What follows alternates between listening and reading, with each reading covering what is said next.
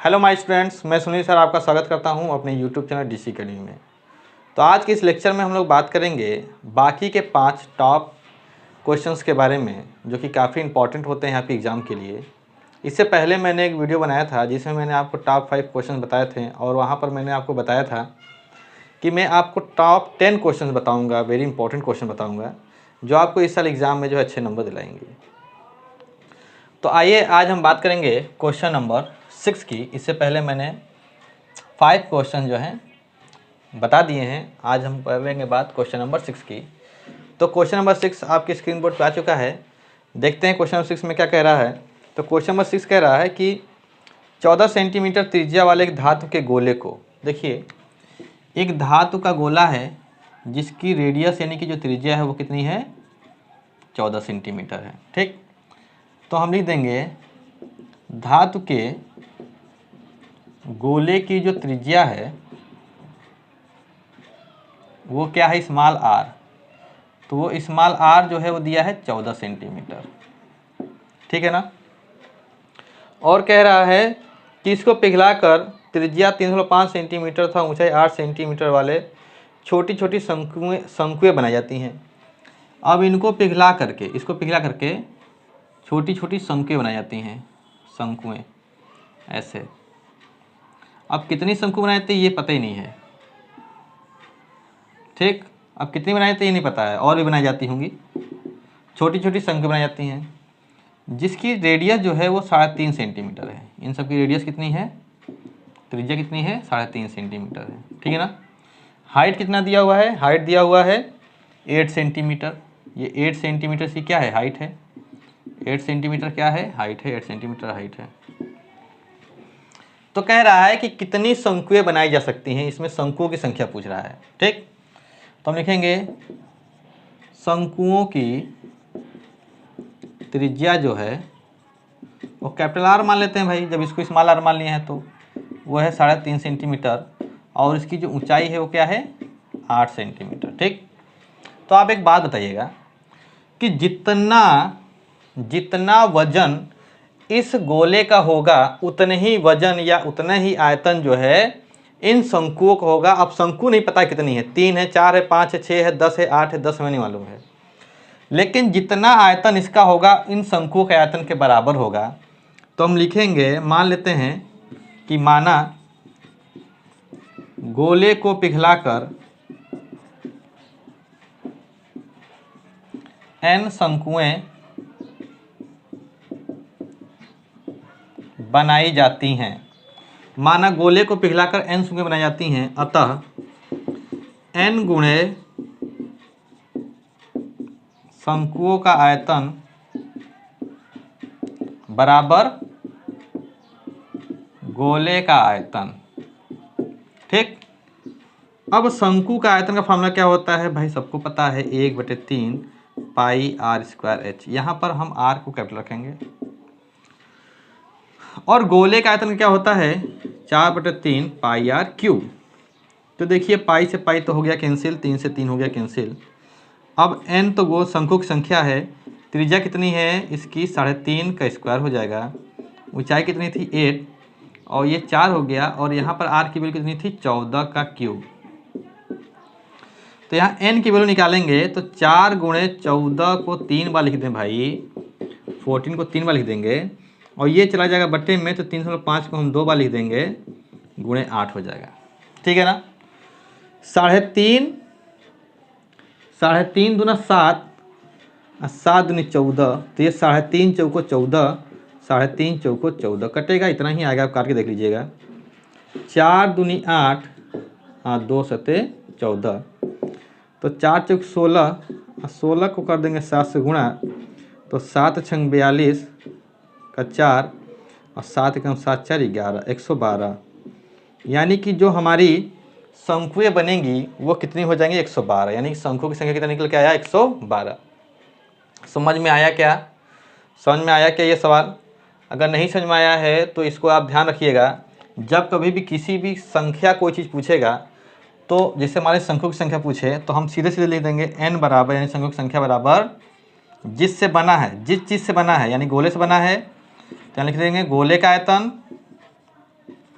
क्या चीज़ की संख्या पूछ रहा है उसको नीचे लिख देंगे, बटे शंकु का आयतन, शंकु का आयतन। ठीक, बस, और हमें कुछ करना ही नहीं है।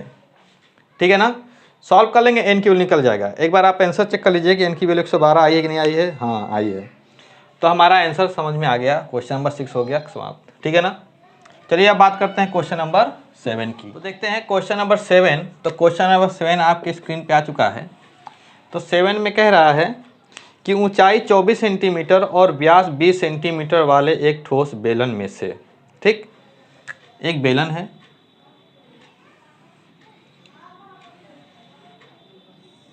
पहले एक बेलन बना लेते हैं।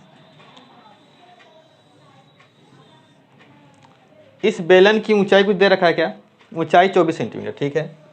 इसकी ऊंचाई कितनी है 24 सेंटीमीटर, और 20 सेंटीमीटर वाले व्यास दिया है इसका 20 सेंटीमीटर, यानी यहाँ से यहाँ तक की व्यास 20 सेंटीमीटर व्यास वाले एक बेलन में से इसी ऊंचाई और उसी व्यास वाला एक शंक्वाकार खोल काट लिया गया है। यानी कि इसमें से एक जो है होल काटा गया है, इसे शंक्वाकार ऐसे ऐसे मशीन से काट लिया गया है। ठीक, तो काटने के बाद कुछ ये हो रहा है कंडीशन, देखिए मैं बताऊं।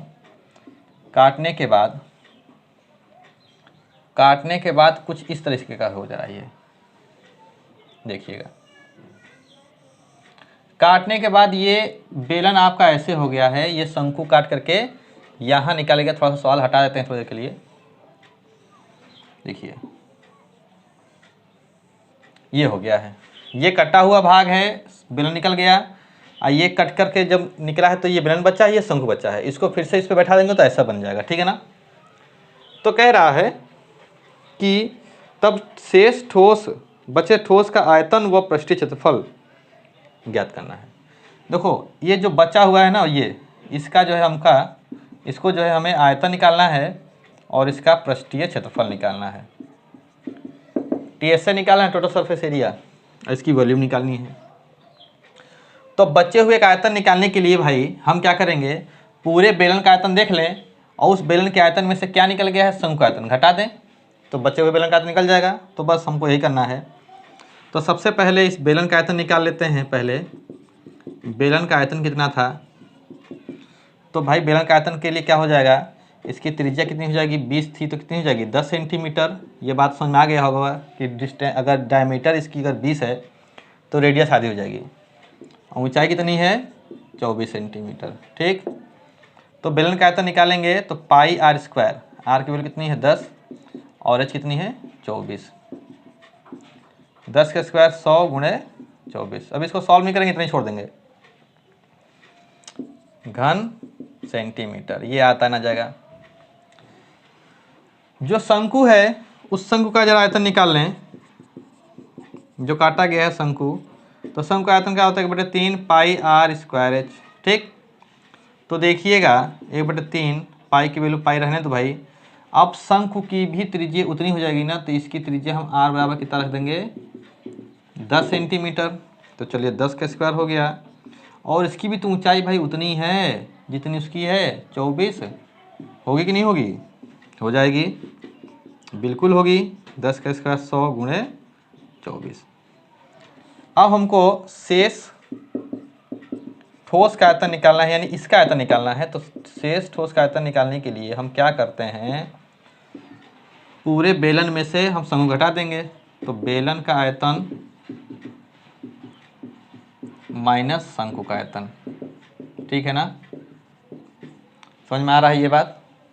बेलन का आयतन कितना है देखिए आप, पाई गुणे 100 गुणे 24, शंकु का कितना है 1/3 पाई गुणे 100 गुणे 24। अब समझ में आ रहा होगा कि ये और ये पूरा क्या है, कॉमन है। तो कॉमन ले लेते हैं, तो बच क्या जाएगा आपका, यहाँ से 1 बच जाएगा, यहाँ से सीधे सीधे 1/3 बच जाएगा। ठीक, पाई का मान 22/7 रख देंगे, अब रख देंगे 24, और देखिए एक में से एक 3 ही जाएगा, तो एलसीएम लेते हैं, कैसे करते हैं 3 कलम 3, 3 में से गया 2/3, तो ये आ गया आपका 2/3, तो मल्टीपल में 2/3 भी हो गया। देखिए 3 × 8 = 24 हो गया बस। अब ये देखिए 8 दूनी 16, 8 दूनी 16 और 16 को 100 कर देंगे तो कितना आ जाएगा 1600, बटे 7, ठीक ना। अब 22 को 1600 से गुणा कर लेंगे और 2200 को 16 से गुणा करने में कितना आता है ज़रा देखिएगा। 1600 को हम 22 से गुणा कर रहे हैं तो 6 दूनी 12 और 2 एकम 2 1 3 और 16 दूना 32, 16 दूना 32, 16 दूना 32, ठीक। तो आपके आ गया 2 5 3 और ये 2 0, 3 5 2 0 0, ये आ जाएगा। इसको गुणा करेंगे तो इतना आ जाएगा और 7 से डिवाइड कर देंगे। जो भी डिवाइड करेंगे हमारा क्या हो जाएगा, इसका आंसर हो जाएगा। तो आप इसको डिवाइड कर लेंगे तो 50 से करीब 25, 5025 आ जाएगा। हाँ 5024 सॉरी, तो 5024 सेंटीमीटर स्क्वायर क्यूब हो जाएगा, ठीक है ना। तो ये आपका आयतन इतना निकल आएगा, ठीक। अब हमको क्या निकालना है, अब हमको निकालना है इसका संपूर्ण प्रस्थ। तो उम्मीद है कितनी बात समझ में आ गई है आपको। तो संपूर्ण प्रस्थ निकालने के लिए हमको क्या निकालना पड़ेगा, ज़रा ध्यान समझिएगा। हमको इस भाग का निकालना पड़ेगा क्षेत्रफल और इस भाग का निकालना पड़ेगा। तो ये दोनों भाग जो होते हैं ये बेलन का वक्रपृष्ठ कहलाते हैं। तो हम लिखेंगे, इसको हटा ही दें। अब हम लिखेंगे सवाल में, अब शेष ठोस का संपूर्ण प्रस्थ निकालना होगा। तो हम लिखेंगे पहले बेलन का वक्रपृष्ठ, यानी कि हमको ये निकालना होगा, प्लस आधार का क्षेत्रफल, ठीक है ना। आधार का क्षेत्रफल निकालना पड़ेगा, ये नीचे वाला, और ये वाला हिस्सा हमको निकालना होगा स्टूडेंट्स। और ये वाला हिस्सा क्या है, इस शंकु का क्या है, वक्रपृष्ठ है। तो हम लिख देंगे प्लस शंकु का वक्रपृष्ठ। ये बात समझ में आई आपको कि नहीं, ठीक है। अब बेलन का वक्रपृष्ठ का फार्मूला क्या होता है, 2 पाई RH। आधार क्षेत्रफल क्या होता है, पाई R स्क्वायर। और शंकु का वक्रपृष्ठ का फार्मूला होता है पाई RL। अब देखिए एक समस्या फंस गया कि इसका L निकालिए। तो देखिए इसका L निकालेंगे तो क्या होता है, L का formula H square plus R square. तो 24 का हो जाएगा 576 और 10 का स्क्वायर 100, ठीक है ना। यही तो होगा, 24 का स्क्वायर और ये 10 का स्क्वायर। तो 576 में 100 जोड़ेंगे तो 600 हो जाएगा 76। ये होता है 26 का वर्गमूल, ये होता है 26 का वर्गमूल। तो चलिए अब क्लियर है सवाल। 2 पाई का मान हमको 22/7 ही रख रहे हैं। 3.14 रखना होगा, 3.14 भी रख दीजिए अगर कहा होगा तो। H की वैल्यू कितनी थी 24, पाई का मान 22/7, R का मान कितना है 10, 10 का स्क्वायर, पाई का मान है 22/7, R कितना है 10, L कितना है 26। इन सबको जब स्टूडेंट्स आप सॉल्व करेंगे, ठीक है ना, तो इसका आंसर आ जाएगा आपका 2637.8, 2637.8 सेंटीमीटर स्क्वायर। अब इसको सॉल्व कर लीजिएगा स्टूडेंट। सॉल्व करूंगा तो समय लगेगा, आपको तरीका मैं बता दे रहा हूँ कि हमें बेलन का ये वक्रपृष्ठ निकालना होगा, फिर आधार क्षेत्रफल निकालना होगा, प्लस इतना भाग निकालना होगा, तब जाकर के इसका पूरा क्षेत्रफल हम निकाल सकेंगे, ठीक है ना। तो चलिए आपका क्वेश्चन नंबर 7 हो गया समाप्त, ठीक। अब हम देखते हैं क्वेश्चन नंबर 8 को। चलिए सवाल नंबर देखते हैं, सवाल नंबर 8 को देखते हैं। सवाल नंबर 8 एक बार बोर्ड पे आ चुका है, आप लोग सवाल नंबर 8 को पढ़ लीजिए। कह रहा है कि भाई 6 मीटर चौड़ी और 1.5 मीटर गहरी एक नहर है। तो देखिए नहर है, मान लीजिए हम नहर बनाने की कोशिश करते हैं स्टूडेंट्स।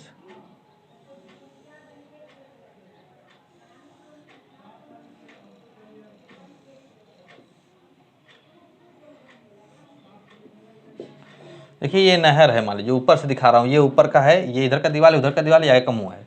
अब ये नहर की जो चौड़ाई है कह रहा है 6 मीटर चौड़ी नहर है, ठीक। तो चौड़ाई क्या होता है नहर की बताइएगा, चौड़ाई यही तो होगा ना 6 मीटर, यही तो चौड़ाई हो जाएगी। चौड़ाई 6 मीटर है और 1.5 मीटर गहरी, और ये 1.5 मीटर क्या हो जाएगी इसकी गहराई, और आय कह रहा है गहरी। एक नहर में पानी 10 किलोमीटर प्रति घंटा की चाल से बह रही है। अब पानी की जो चाल है वो दे रखी है, पानी की चाल 10 किलोमीटर प्रति घंटा, ठीक, चाल से बह रही है। 30 मिनट में यह नहर कितने क्षेत्रफल की सिंचाई कर पाएगी। तो 30 मिनट में ये नहर कितना जो है दूरी तय करेगा। भाई जितना पानी भरा होगा उतने पानी तो जाके खेत में गिरेगा ना, जैसे मान लीजिए इसमें से पानी निकल रहा है, इसमें से पानी निकल रहा है और ये खेत है, ठीक। तो खेत में पानी भरेगा ऐसे, तो 30 मिनट में कितना खेत सिंचाई करेगा। तो देखिए एक बात, 30 मिनट में पानी कितना नाली में भरेगा पानी, पहले जो नहर है उसमें जितना पानी 30 मिनट में रहेगा उतने पानी तो खेत में गिरेगा ना। तो 30 मिनट में कितना पानी लंबाई लेगी ये हमको निकालना है। तो 30 मिनट का मतलब देखिए पानी की चाल दिया 10 किलोमीटर प्रति घंटा, तो 1 घंटा में कितना चलता है ये 10 किलोमीटर, ध्यान समझिएगा। तो 30 मिनट का मतलब क्या हुआ, 1 घंटा का आधा घंटा तो 30 मिनट, तो 30 मिनट में कितना चलेगा 5 किलोमीटर चलेगा। इतनी बात समझ में आई। तो 30 मिनट में पानी कितनी दूरी तय करेगी पहले ये निकाल लो। तो 5 मीटर का मतलब 1 किलोमीटर बराबर 1000 मीटर, तो 5 किलोमीटर में 5000 मीटर, यानी कि 30 मिनट में पानी चलेगी 5000 मीटर, यानी कि 5000 मीटर जो है पानी जो है गति जो है दूरी तय कर लेगी, ठीक है ना। तो 5000 मीटर जब ये दूरी तय करेगी तो ये जो है आपका आ जाएगा इसकी लंबाई 5000 मीटर, या पानी की लंबाई कह सकते हैं या नहर की लंबाई कह सकते हैं, यानी कि 30 मिनट में पानी 5000 मीटर चलेगी। तो ये आपको दिख रहा है कि ये घनाभ है, ये क्या है, एक घनाभ है जिसकी लंबाई चौड़ाई और ऊंचाई चीज दे रखा है। तो जितना इसमें पानी होगा उतने पानी खेत में बहेगा। अब खेत की जरा बात कर लें, खेत के बारे में कुछ दिया गया, जबकि सिंचाई के लिए 8 सेंटीमीटर गहरे पानी की आवश्यकता होती है, यानी सिंचाई करने के लिए पानी को 8 सेंटीमीटर ऊंचा उठना होगा, ठीक। तो ये कितने क्षेत्रफल को जो है खेत सिंचेगा। अब खेत देखिए ऐसे होता है, ये होता है, इसकी लंबाई होती है, चौड़ाई होती है, चूंकि खेत में पानी उठेगा तो ऊंचाई भी हो जाएगा, यानी कि ये भी क्या है एक घनाभ है और ये भी क्या है एक घनाभ है। तो दोनों के पानी का आयतन क्या होगा बराबर, यानी इस घनाभ का आयतन और इस खेत के घनाभ का आयतन क्या होगा बराबर। अब तो देखिए फिर नहर के द्वारा 30 मिनट में बहने वाले पानी का आयतन जो होगा वो खेत के आयतन के क्या होगा बराबर होगा, खेत के आयतन क्या हो जाएगा बराबर हो जाएगा। अब 30 मिनट में बहने वाले पानी का जो आयतन होगा वो क्या होगा भाई, देखिए लंबाई गुणे चौड़ाई चाहिए, तो 6 मीटर फिर 1.5 मीटर और गुणे 5000 मीटर। खेत का आयतन क्या होगा, लंबाई गुणे चौड़ाई, ऊंचाई 8 सेंटीमीटर पता है, और उसने ये पूछा कि कितना क्षेत्रफल का खेत सिंचेगा, यानी कि हमको सिर्फ और सिर्फ लंबाई गुणे चौड़ाई निकालना है, ठीक। अब हमको एक बात यहाँ पर यह ध्यान देना है, तो खेत का क्षेत्रफल हो जाएगा आपका लंबाई गुणा चौड़ाई, और ऊंचाई कितना हो जाएगा 8 सेंटीमीटर। अब एक चीज़ का आपको ध्यान ये देना है कि सब कुछ यहाँ पर मीटर में दिया है और ये दिया है सेंटीमीटर में, तो 8 सेंटीमीटर को हम मीटर में बदलेंगे तो हो जाएगा 8/100, तो ये हो जाएगा आपका मीटर में, ठीक है ना। तो 8 सेंटीमीटर को लिख देंगे 8/100 मीटर, ठीक। सेंटीमीटर को मीटर में बदलने के लिए 100 से भाग कर देते हैं। अब देखिए हमारा क्वेश्चन जो है अब बन जाएगा, ये जो लंबाई गुणा चौड़ाई है उसको जब हम लिख देंगे खेत का क्षेत्रफल, खेत का क्षेत्रफल 100 का कैंची गुणा होगा, तो 6 गुणे 1.5 गुणे 5000 गुणे ये क्या हो जाएगा 100, अब बटे में हो जाएगा 8। आपको इसको सॉल्व कर देना है, आपको इसको जो है सॉल्व कर देना है, और सॉल्व करने के बाद हमारा जो है आंसर आ जाएगा, ठीक है ना। देखिए हम क्या करेंगे, 10 में उठाएंगे तो 1 0 कैंसिल हो जाएगा, 2 चौको 8 2 3 6, और 4 को सीधे काट देंगे अगर 5000 को, तो ये हो जाएगा 4 1 4, 4 दूनी 8, 4 5 20 और 1 0 यहाँ पर 1 12500, 15 3 45 गुणे 12500, ठीक है ना, बराबर खेत का क्षेत्रफल। 125 को 45 से गुणा करेंगे तो ये आ जाएगा आपका 5225, ठीक, और 2 0, तो ये हो जाएगा वर्ग मीटर। तो यही हो जाएगा आपका खेत का क्षेत्रफल, ठीक है ना। तो ये वर्ग मीटर में, यानी कि खेत जो है 5225 यानी कि नहीं सॉरी 52,2500 5,22,500 वर्ग मीटर जो है खेत सींचेगा। अगर इसको हेक्टेयर में पूछ रहा है आपसे तो 52,25,00 को हम भाग कर देंगे 10,000 से, ठीक है ना। अब जब भाग करेंगे तो देखिए इससे भाग करेंगे तो क्या हो जाएगा, हेक्टेयर में हो जाएगा। क्यों हो जाएगा, देखिए मैं आपको बता दूं कि 1 हेक्टेयर बराबर होता है 1 हेक्टेयर बराबर होता है 10,000 मीटर स्क्वायर, ठीक। 1 हेक्टेयर बराबर होता है 10,000 मीटर स्क्वायर। तो यहाँ पर अगर हमको 1 मीटर स्क्वायर निकालना है तो 1/10,000 हेक्टेयर हो जाएगा, ठीक। तो इसीलिए हमने सीधे सीधे गुणा कर दिया। अब देखिए 2 0 0 कैंसिल, अब ये 100 से भाग करेंगे तो 52 क्या हो जाएगा 25 हेक्टेयर, ठीक है ना। यही हमारा आंसर आ रहा होगा, आप इस आंसर को जो मैच कर लीजिए।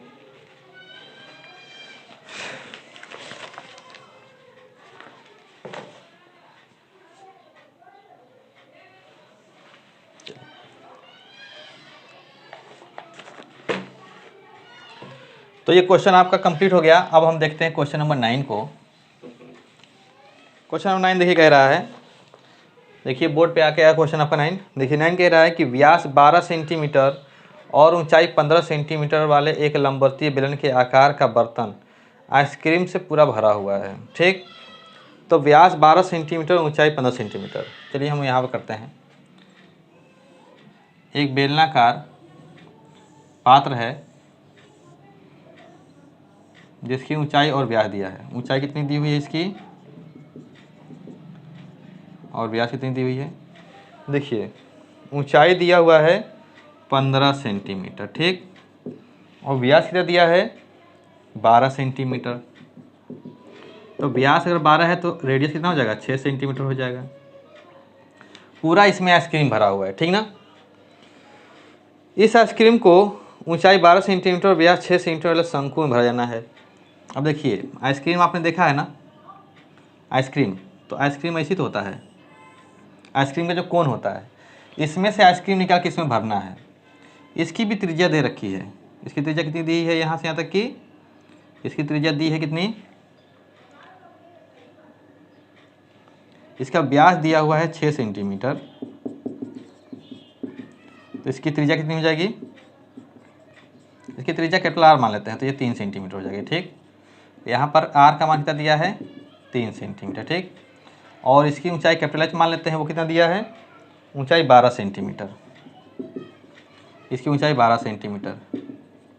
तो 12 सेंटीमीटर ऊंचाई और 3 सेंटीमीटर त्रिज्या वाले कोन में इस आइसक्रीम को भरना है। तो देखिए जब भी हम आइसक्रीम भरते हैं, आपने खाया होगा तो इस तरह से आइसक्रीम भर जाता है। इसमें ये आइसक्रीम भर गया, ठीक, अंदर तक भरा हुआ है। तो कह रहा है कि उन शंकुओं की संख्या ज्ञात कीजिए जो आइसक्रीम से भरे जा सकते हैं, यानी कि शंकुओं की संख्या निकालना है। शंकुओं की संख्या निकालना है तो सीधे से मैंने एक बात बताया था आपको, पिछले सवाल में भी बताया था कि जब संख्या निकालना हो तो सीधे से एकदम डायरेक्ट सवाल को कर देते हैं। शंकुओं की संख्या निकालना है तो हमको बेलन का आयतन, यानी कि जितना आइसक्रीम पहले था बेलन में, तो जितना इसमें भरा होगा बेलन, यानी जितना इसमें आइसक्रीम भरा उतना ही तो शंकु बन पाएगा, उतना ही तो भरा जा सकता है आइसक्रीम। तो जितना इसके अंदर आइसक्रीम होगा इनके आइसक्रीम का क्या होगा, बराबर होगा। तो हम लिखेंगे शंकु का आयतन। लेकिन अगर हम केवल शंकु का आयतन लिख देंगे तो गलत हो जाएगा, क्योंकि शंकु तो केवल यहाँ तक था, ऊपर क्या है ये अर्धगोला भी है। तो इसी बात को आपको ध्यान देना है बस। तो शंकुओं की संख्या यानी कि कितने शंकु जो है आइसक्रीम भरे जा सकते हैं। तो शंकु की संख्या निकालना है तो हमको बेलन का पूरा आइसक्रीम का आयतन निकालना होगा, प्लस शंकु और ये जो अर्धगोला के रूप में जो ऊपर आइसक्रीम भर जाता है उनके आयतन को जोड़ करके भाग करना होगा सीधे सीधे। तो देख लेते हैं, बहुत आसानी से हो जाएगा ये। बेलन का formula pi r square h, शंकु का आयतन 1/3 pi r square capital h, और गोले का क्या होता है अर्धगोला है ना 2/3 पाई आर क्यूब, ठीक। देखो भाई पाई से पाई कैंसिल हो जाता है, ठीक, कॉमन लेकर के। वहाँ से बचा आर की वैल्यू कितनी है 6 का स्क्वायर, ऊंचाई कितनी है 15, यहाँ 1/3, आर कितनी है बताइए ज़रा 3 है, तो 3 का स्क्वायर 3/3, ऊंचाई कितनी थी इसकी भाई 12 सेंटीमीटर, प्लस का 2/3, आर कितना है अभी बताया आपको 3, 3 गुणे 3 गुणे 3, देखो 3 से 3 कैंसिल हो जाएगा, 3 से 3 कैंसिल हो जा रहा है। ऊपर बचा है 6 का स्क्वायर यानी कि 36 गुणे 15, नीचे 12 3 36, 3 3 का 9 दूनी 18, 36 गुणे 15 और 36 प्लस 18 जोड़ लो तो 8 6 14, 3 1 4 1 5 54। अब देखो भाई 18 दूना 36, 18 3 54, 3 5 15, 5 दूनी 10। तो कितने शंकु में आइसक्रीम भरे जा सकते हैं भाई इस तरीके से, तो वो संख्या कितनी आ गई 10। क्लियर हो गया कि नहीं हो गया, कितने आसानी से सवाल। अब हम देखते हैं अपने लास्ट क्वेश्चन को, क्वेश्चन नंबर 10 को। तो देखिए क्वेश्चन नंबर 10 बहुत अच्छा सवाल है। क्वेश्चन नंबर 10 कह रहा है कि एक 10 मीटर व्यास का कुआं 14 मीटर गहराई तक खोदा गया है। ठीक, एक कुआं खोदा गया है इस तरीके से, 14 मीटर गहराई तक कुआं खोदा गया है, ठीक है ना, 14 मीटर गहराई तक कुआं खोदा गया है गोल गोल जमीन में। ठीक, और इसका व्यास कितना दिया है 10 मीटर। तो कुएं का जो व्यास है वो दिया है 10 मीटर और इसकी गहराई कितनी है भाई, गहराई ही इसकी ऊंचाई हो जाएगी। गहराई कितनी दी है 14 मीटर गहराई तक खोदी गई है। तो व्यास अगर 10 मीटर है तो यहाँ से ज़रा ध्यान दीजिए कि इसकी त्रिज्या जो होगी वो कितनी हो जाएगी 5 मीटर हो जाएगी। तो r बराबर 5 मीटर होगा, इसमें कोई संदेह नहीं है, ठीक है ना। अब इसको जब खोदा गया होगा तो इसमें से कुछ मिट्टी निकली होगी, निकला है मिट्टी, तो हम क्या करेंगे, मिट्टी का जो आयतन होगा वो कितना होगा पहले ही निकाल लें। तो मिट्टी का जो आयतन होगा वो बेलन के आयतन के बराबर होगा, यानी कुएँ के आयतन के बराबर होगा। और वो कितना है पाई r स्क्वायर एच। पाई की वैल्यू 22/7, त्रिज्या कितनी है 5 स्क्वायर और ऊंचाई कितनी है 14। अब इस मिट्टी से जो खोद कर मिट्टी निकाली गई है उसको चारों ओर, कुएं के चारों ओर कह रहा है समान रूप से बिछाकर एक 5 मीटर चौड़ा बांध बनाया गया है। यानी कि इसके चारों ओर इस प्रकार से बांध बनाया गया है। ठीक, इसके चारों इस प्रकार से बांध बनाया गया। थोड़ा सा चित्र हम सही कर दें, ठीक ना, ऐसे चारों ओर बांध बनाया गया है, ठीक ना। ये मिट्टी है, इस प्रकार से जो है चारों ओर बांध बनाया गया है इस तरीके से।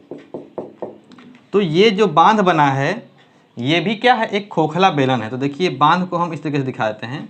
ये मान लीजिए इसके चारों ओर का क्या है, ये बांध है, देखिएगा ये चारों इसका क्या है बांध है। इस तरीके से छोटा सा बना देते हैं, ऐसे बना होगा, देखिए ये। ठीक, ये इसकी चौड़ाई कितनी दी थी 5 मीटर, चौड़ाई कितनी थी ये 5 मीटर, ये चौड़ाई कितनी थी 5 मीटर, ठीक है ना। ये चौड़ाई कितनी थी 5 मीटर, ये चौड़ाई कितनी थी 5 मीटर। और ये चीज़ दिया हुआ है कि इसकी ऊंचाई बताना है कि कितनी ऊंचाई का ये बनेगा।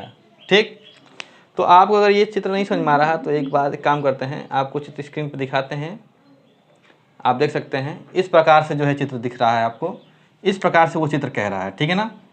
तो हमको क्या निकालना है, इसकी चौड़ाई तो दी हुई है 5 मीटर, ठीक, कह रहा है कि कितना ऊंचा, यानी कि ये चीज़ की ऊंचाई निकालनी है, ये ऊंचाई निकालनी है, चौड़ाई इसकी दी थी 5 मीटर। तो ये जो दिख रहा ना आपको, जो मिट्टी का जो बना हुआ दिख रहा आकृति, ये भी तो एक बेलन है, लेकिन ये क्या है खोखला बेलन है, खोखला बेलन है। और खोखले बेलन का आयतन का फॉर्मूला होता है पाई बाहरी त्रिज्या के स्क्वायर, बाहरी त्रिज्या माइनस भीतरी त्रिज्या, ठीक ना, पाई r1 square minus r2 square bracket के बाहर h। तो r अब क्या मान लेते हैं r1 square minus r2 square और h। तो r1 r2 का मतलब क्या होता है, एक बार बाहरी त्रिज्या एक बार भीतरी त्रिज्या। तो बाहरी त्रिज्या देखिए हम कैसे निकालेंगे, इसका 5 था, यानी ये कहने का मतलब ये था कि ये 5 मीटर था और ये 5 मीटर चौड़ाई हो गई, तो टोटल बाहरी कितनी हो जाएगी 10 हो जाएगी कि नहीं हो जाएगी, और भीतरी कितनी है 5 है, और ऊंचाई कितनी है यही तो हमको निकालना है कि जो हमारा मिट्टी चारों तरफ से बिछाया जाएगा तो उस मिट्टी का से जो आकृति बनेगी उसकी ऊंचाई बताना है। तो खोखले बेलन का हम आयतन निकाल रहे हैं, यानी ये खोखला बेलन क्या है, ये जो खोखला बेलन आपको दिख रहा है ये क्या है स्टूडेंट्स बताइएगा, ये मिट्टी का आयतन है कि नहीं है, ये मिट्टी जो चारों ओर बिछाएगी उसका आयतन है ना, तो बस ठीक है।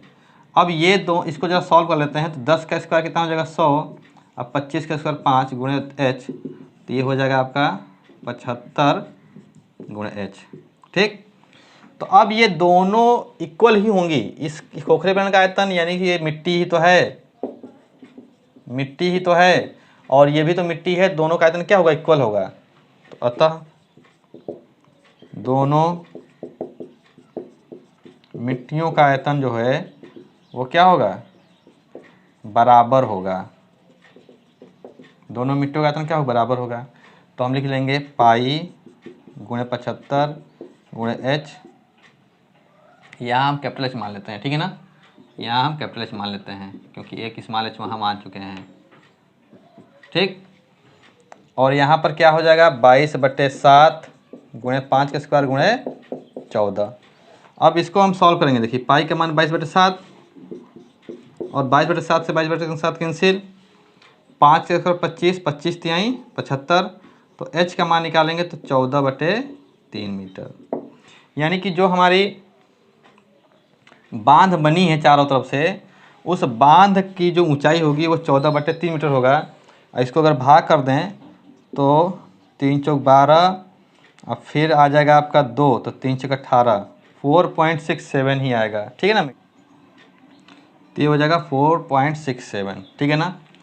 तो इस प्रकार से आपका ये सवाल हो गया। देखिए इस सवाल में क्या कह रहा था कि मिट्टी खोद करके बांध बनाई गई थी, और बांध का जो आयतन होगा वो क्या होगा, जो मिट्टी निकाली गई उसके आयतन के इक्वल होगा। और जो बांध बना है वो इस प्रकार बना है, वो भी तो खोखली बेलन है ना। तो इसीलिए हमने दोनों के आयतन को यहाँ पर इक्वल कर लिया और यहाँ सॉल्व करके h वैल्यू निकाल लिया 4.67 मीटर। यानी कि जो बांध बनेगी उसकी जो ये ऊंचाई होगी वो 4.67 मीटर ऊंचाई होगी, ठीक है ना स्टूडेंट्स। तो इस प्रकार से हमारे ये 10 क्वेश्चन जो इंपॉर्टेंट थे पार्ट 1 पार्ट 2 मिलाकर हो गए हैं समाप्त। दोनों पार्ट को आप देख लीजिए, अच्छे अच्छे क्वेश्चन हैं इसमें। अगर आपको और भी किसी क्वेश्चन के बारे में जानना है तो कमेंट बॉक्स में उस क्वेश्चन को लिख करके भेज दीजिए, मैं उसको भी किसी दिन बता दूंगा। तो स्टूडेंट्स अगर मेरी वीडियो आपको अच्छी लगी है तो लाइक करिएगा, अगर नए हैं तो सब्सक्राइब कर लीजिए और अपने दोस्तों को शेयर भी कीजिए। तो स्टूडेंट्स आपका वीडियो देखने के लिए बहुत बहुत धन्यवाद। Thanks for watching.